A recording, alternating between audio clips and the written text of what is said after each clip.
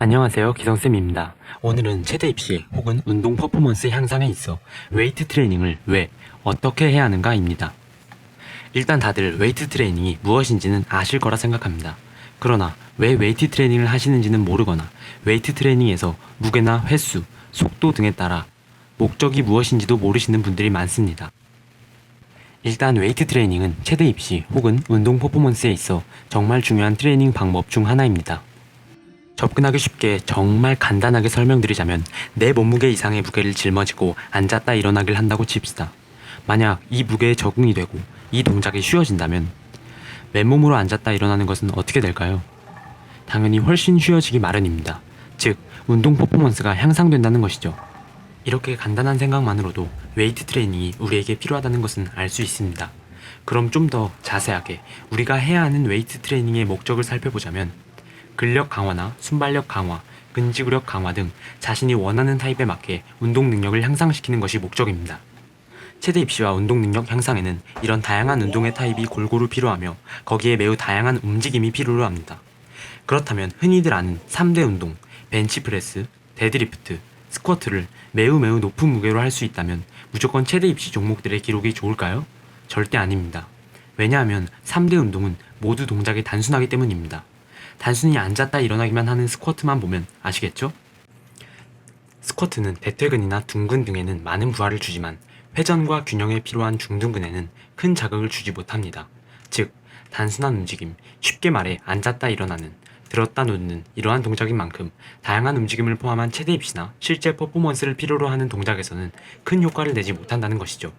그렇다면 운동 능력을 향상시키고 기록을 늘리기 위해서는 어떤 웨이트 트레이닝을 해야 할까요? 방금 전 스쿼트를 예로 들면 최대 입시에서는 코어와 밸런스, 회전이나 움직임의 안정성 등이 필요로 하기에 스쿼트보다는 런지가 훨씬 효과적입니다.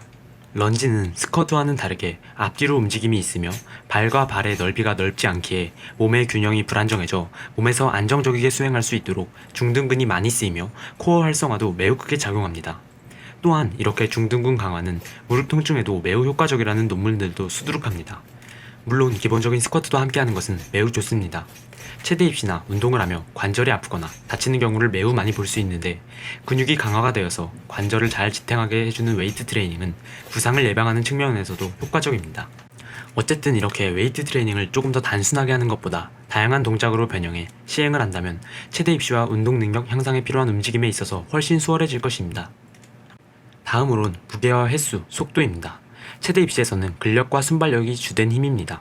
그렇다면 근력과 순발력을 위한 웨이트 트레이닝은 어떻게 해야 할까요? 물론 운동법이나 사람마다 당연히 방법이 다르고 누가 맞다 틀리다는 없지만 무게나 횟수, 속도에 따른 효과는 확연한 차이가 있습니다. 이번 영상은 웨이트 트레이닝이 왜 필요한지에 대해 간단하게 설명하는 영상이기에 자세한 운동법은 나와 있지 않습니다. 좀 더 깊고 자세한 내용은 최대 입시의 기본편, 운동의 틀 영상에 논문과 함께 자세한 설명을 했으니 보시면 좋을 것 같습니다. 그럼 다시 본론으로 들어가서 다들 근력에 대해서는 누구나 아시겠지만 얼마만큼의 최대 힘을 내느냐입니다. 즉, 얼마만큼의 무게를 드느냐는 것이죠. 대표적으로 근력을 키우는 횟수와 세트에는 5회씩 5세트 등 다양한 방법이 있습니다. 이때 당연히 5회는 5회를 간신히 수행할 수 있을 정도의 무게로 수행하는 것이죠. 최대 힘을 기르는 것이니까요. 여러분들이 잘 모르시는 순발력을 웨이트 트레이닝을 통해 기르는 것은 근력과는 조금 다릅니다. 무게보단 속도에 집중하는 것이죠. 근력에서는 예를 들어 5회를 진행한다고 할 때 5회가 불가능하고 동작에 실패한다면 그 무게에 비해 본인의 근력이 부족해 무게를 낮춰야 합니다. 그러나 순발력을 기르는 웨이트에서는 속도가 떨어진다면 그때가 실패 지점입니다. 그렇다면 대표적인 순발력 강화는 몇 회씩 몇 세트로 어떻게 진행할까요? 사람마다 또 운동법마다 다르지만 저는 8회씩 3세트 기준으로 진행합니다. 이때 무게는 8회가 같은 빠른 속도로 진행될 수 있는 무게여야 합니다. 대략 1RM에서 60%에서 80%가량의 무게로 시행하시면 좋습니다. 저는 보통 런지 점프나 스쿼트 점프 혹은 일반 스쿼트, 데드리프트 등 많은 운동에서 순발력을 위해 이러한 세트나 속도를 적용해 시행합니다. 여기까지 웨이트 트레이닝에 대해 가볍지만 중요한 부분을 알아봤는데요. 여러분들이 원하는 목적에 맞게 잘 생각하셔서 꼭 웨이트 트레이닝 하시기 바랍니다. 감사합니다.